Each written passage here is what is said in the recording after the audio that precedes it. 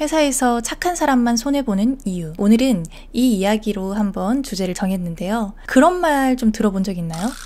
땡땡씨한테 맡기면 다 해줘. 땡땡씨는 참 착해. 들어보신 적 있으신가요? 저 사실 들어본 적 있거든요. 이거는 내가 호구 잡혔다는 뜻일까요? 아니면 정말 내가 일을 잘한다는 뜻일까요? 저는 전자인 것 같아요.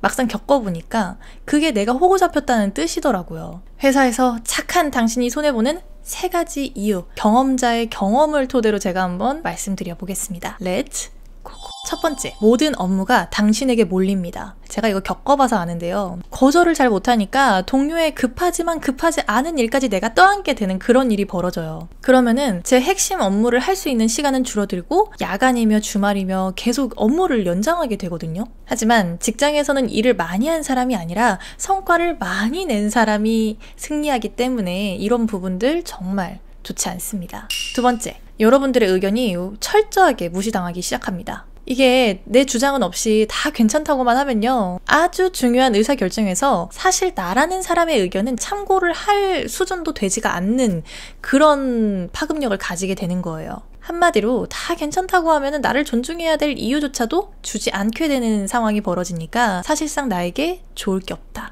세 번째, 공과 사의 경계가 모호해집니다. 하도 좋은 사람이 되다 보니까 이게 단호해야 될 때는 단호하지 못하게 돼요. 한 번 거절하잖아요? 변했다, 서운하다, 이런 말들이 들려오기 시작합니다. 근데 차라리 내가 호구 잡혔으면 이런 소리 듣더라도 좀 단호할 필요가 있기는 합니다. 이렇게 되면은 결국엔 나의 업무 능력이라기보다는 나의 착함, 이런 것만 기억에 남게 되는 그냥 좋은 사람이었던 걸로 약간 이런 느낌으로 회사에 남게 되는 대참사가 벌어지게 되는 거죠. 그래서 저는 이 부분을 건강하게 착한 걸로 솔루션을 줬습니다. 일단 화법으로 거절을 하는 거예요. 제가 너무 도와드리고 싶은데 제가 이 일을 하느라고 지금 띠이 안 나요. 죄송하지만 이 일은 다른 사람한테 줬으면 좋겠습니다. 라고 그냥 대놓고 말을 하시면 의외로 그 일들이 다른 사람들한테 잘 넘어갑니다. 두 번째, 내 일을 먼저 챙기셔야 돼요. 그러니까 내 일을 다 해놓고 남의 일을 도와주는 건 괜찮아요. 이게 뭐냐면은 저 같은 경우에도 되게 업무가 빠른 편이거든요. 그래서 제 일을 막 해놓고 만약에 이걸 챙겨야 된대. 그럼 이 사람이 되게 바쁜 것 같아. 그러면은 걔거 일을 제가 해줍니다. 왜냐하면은 나는 일을 끝나고 나면은 업무 시간에 딱 맞춰서 집에 갈 수 있어. 근데 쟨 야근을 해야 돼. 그런 걸 제가 알고 있으면은 그냥 엔간해서는 그 사람이 해야 되는 역할도 제가 그냥 먼저 찾아서 합니다. 직장 상사가 이런 얘기를 하죠. 왜 그것까지 네가 알아봤어? 그 사람 바빠 보여서요. 제가 더 빠르기도 하고. 그러면은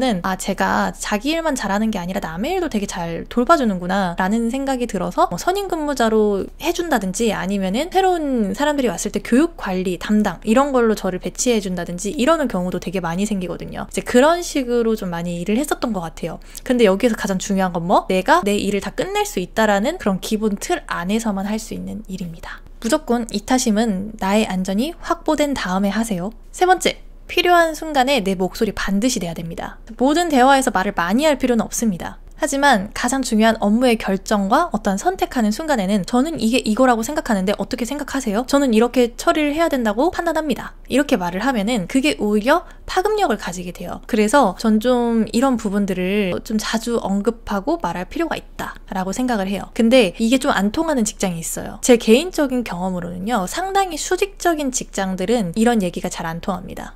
저게 진짜? 야, 내 말이나 똑바로 들어. 이렇게 하시는 경우도 있는데 그렇게 엄청나게 수직적이고 북한 시스템을 갖춘 회사가 아닌 이상은 엔간에서는 이런 말들이 나의 파급력을 더 넓히는데 많은 도움이 됩니다. 그래서 직장에서 가장 중요한 것은 무조건 착하고 좋은 사람이 되는 것이 아니라 이 공과 사를 명확하게 구분하면서 프로페셔널하게 일을 할 줄 아는 모습입니다. 일이 너무 지나치게 자기한테 많이 들어온다 싶으면요, 저 사람은 일을 미루는 건가? 자기가 해야 될 일도 남한테 그냥 토스해버리나 싶을 정도로 막 던지는 사람들도 있어요. 근데 저 같은 경우에는 제가 할 수 있는 일인데 굳이 모른 체 하고 남들한테 던지는 걸 잘 못해요. 근데 하라면 할 수 있죠. 근데 양심상 그렇게 못합니다. 그래서 중요한 순간이 오거나 아니면 제가 뭔가 결정을 지어야 될 때는 확실하게 남들한테 던질 줄도 알아야 됩니다. 던질 때는 제가 이거를 최근에 배웠는데 냉정하게 던져야 되더라고요. 제 동료가 저한테 알려줬는데 던질 때는 진짜 세상 냉정하게 던져라. 왜냐하면 네가 굳이 그걸 안고 있어봤자 너한테 도움될 게 하나도 없다.